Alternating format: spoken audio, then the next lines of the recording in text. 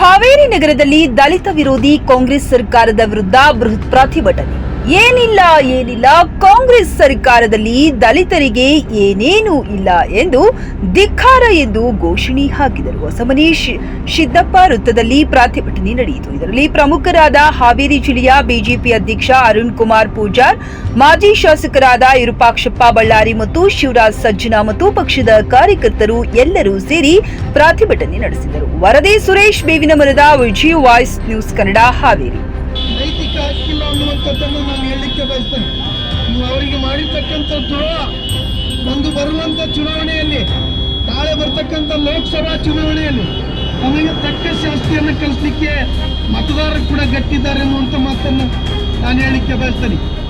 ಮುಖ್ಯಮಂತ್ರಿಗಳೇ, ರೈತರು ಇವತ್ತು ಬರಗಾಲದ ದವಡೆಯಲ್ಲಿ ಸಿಲುಕಿರ್ತಕ್ಕಂಥ ಅನೇಕ ಕುಟುಂಬಗಳು ಆತ್ಮಹತ್ಯೆ ದಾರಿ ಹಿಡಿದಿರ್ತಕ್ಕಂಥ ಸನ್ನಿವೇಶದಲ್ಲಿ ಕೂಡ ತಮ್ಮ ಡೊಂಗಿ ರಾಜಕಾರಣದ ಮುಖಾಂತರ ಅಧಿಕಾರದಲ್ಲಿ ಮುಂದುವರಿತಾ ಇದ್ದೀರಿ. ಇವತ್ತ ಎಲ್ಲ ನೀವು ಅಧಿಕಾರವನ್ನು ಉಳಿಸ್ಕೋಬೇಕನ್ನೋ ಹಂಬಲದಿಂದ ಅಲ್ಲಿ 90ಕ್ಕಿಂತ ಹೆಚ್ಚು ನಿಗಮಗಳನ್ನು, 90ಕ್ಕಿಂತ ಹೆಚ್ಚು ದೊಡ್ಡ ಬಹುಗಾತ್ರದ ಅಧಿಕಾರವನ್ನು ಕೊಟ್ಟಿರುವಂಥ ನೀವುಗಳು ನಿಮ್ಮ ಅಧಿಕಾರ ಉಳಿಕೆಗಾಗಿ ಅಲ್ಲಿರ್ತಕ್ಕಂಥ ಅನೇಕ ನಿಗಮಗಳಿಗೆ ಹಣವನ್ನು, SCT ಹಣವನ್ನು ದುರ್ಬಳಕೆ ಮಾಡಿ ಅಧಿಕಾರವನ್ನು ಕಾಯ್ತಕ್ಕಂಥ ಕಾರ್ಯಕರ್ತರಿಗೆ, ನಿಮ್ಮ ಜೊತೆ ಇದ್ದಂಥವ್ರ ನಾಯಕರಿಗೆ ಹಣವನ್ನು ಈಡು ಮಾಡಿರ್ತಕ್ಕಂಥ ಮುಖ್ಯಮಂತ್ರಿಗಳು ಯಾರಾದರೂ ಇದ್ರ ಅದು ಸಿದ್ದರಾಮಯ್ಯನವರ. ನನ್ನ ಮಾತನ್ನು ಮಾಜಿ ಶಾಸಕರಾಗಿದ್ದ ಶಿವರಾಜಣ್ಣ ಸಜ್ಜನ ಅವರಿಗೆ ಧನ್ಯವಾದಗಳು. ಈಗ ಕಾರ್ಯಕ್ರಮವನ್ನು ಉದ್ದೇಶಿಸಿ ಬ್ಯಾಡಗಿ ವಿಧಾನಸಭಾ ಕ್ಷೇತ್ರದ ಮಾಜಿ ಶಾಸಕರಾಗಿದ್ದ ವಿರೂಪಾಕ್ಷಣ್ಣ ಬಳ್ಳಾರಿ ಅವರು ಮಾತನಾಡಬೇಕೆಂದು ಕೇಳಿಕೊಳ್ತಾರೆ. ಭಾರತ್ ಮಾತಾ ಕಿ. ಮುಖ್ಯಮಂತ್ರಿಗಳಿಗೆ 5 ದಿವಸಗಳನ್ನು ಹೇಳಿ ಅಧಿಕಾರಕ್ಕೆ ಬಂದಿರುವಂತ ಸಿದ್ದರಾಮಯ್ಯನಿಗೆ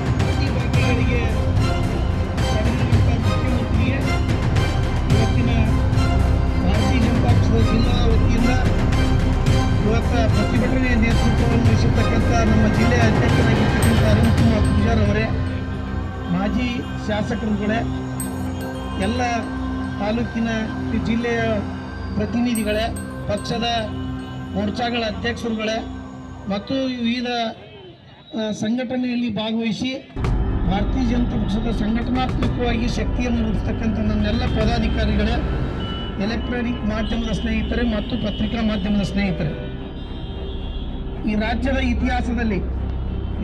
ಇತಿಹಾಸದಲ್ಲಿ ಬಹಳಷ್ಟು ಡೊಂಗಿ ಮಾತನ್ನ ಹೇಳ್ತಾರೆ. ನಿಮ್ಮ ತೋಟಾಟಿಕೆ ರಾಜಕೀಯ ಬದಲಾಗಿದೆ. ಇಡೀ ರಾಜ್ಯದ ಹಿಂದುಳಿದ ಜನಾಂಗಕ್ಕೆ ನಿಮ್ಮೆಲ್ಲರ ಕನಸು, ಅಧಿಕಾರಕ್ಕೆ ಬರ್ತಕ್ಕಂಥ ಕನಸಿಗೆ ನಮ್ಮೆಲ್ಲರಿಗೂ, ಬಡವರಿಗೆ, ಹಿಂದುಳಿದವರಿಗೆ ಮಣ್ಣೆರಚಿದಂತಹ ಮುಖ್ಯಮಂತ್ರಿಗಳೇ, ನೀವು ಅಧಿಕಾರದಲ್ಲಿ ಮುಂದುವರಿಕೆ ನೈತಿಕ ಹಕ್ಕಿಲ್ಲ ಅನ್ನುವಂಥದ್ದನ್ನು ನಾನು ಹೇಳಲಿಕ್ಕೆ ಬಯಸ್ತೇನೆ. ನೀವು ಅವರಿಗೆ ಮಾಡಿರ್ತಕ್ಕಂಥದ್ದು ಒಂದು ಬರುವಂಥ ಚುನಾವಣೆಯಲ್ಲಿ, ನಾಳೆ ಬರ್ತಕ್ಕಂಥ ಲೋಕಸಭಾ ಚುನಾವಣೆಯಲ್ಲಿ ತಮಗೆ ತಕ್ಕ ಶಾಸ್ತಿಯನ್ನು ಕಲಿಸಲಿಕ್ಕೆ ಮತದಾರರು ಕೂಡ ಗಟ್ಟಿದ್ದಾರೆ ಅನ್ನುವಂಥ ಮಾತನ್ನು ನಾನು ಹೇಳಲಿಕ್ಕೆ ಬಯಸ್ತೇನೆ. ಮುಖ್ಯಮಂತ್ರಿಗಳೇ, ರೈತರು ಇವತ್ತು ಬರಗಾಲದ ದವಡೆಯಲ್ಲಿ ಸಿಲುಕಿರ್ತಕ್ಕಂಥ ಅನೇಕ ಕುಟುಂಬಗಳು ಆತ್ಮಹತ್ಯೆ ದಾರಿ ಹಿಡಿದಿರ್ತಕ್ಕಂಥ ಸನ್ನಿವೇಶದಲ್ಲಿ ಕೂಡ ತಮ್ಮ ಡೊಂಗಿ ರಾಜಕಾರಣದ ಮುಖಾಂತರ ಅಧಿಕಾರದಲ್ಲಿ ಮುಂದುವರಿತಾ ಇದ್ದೀರಿ.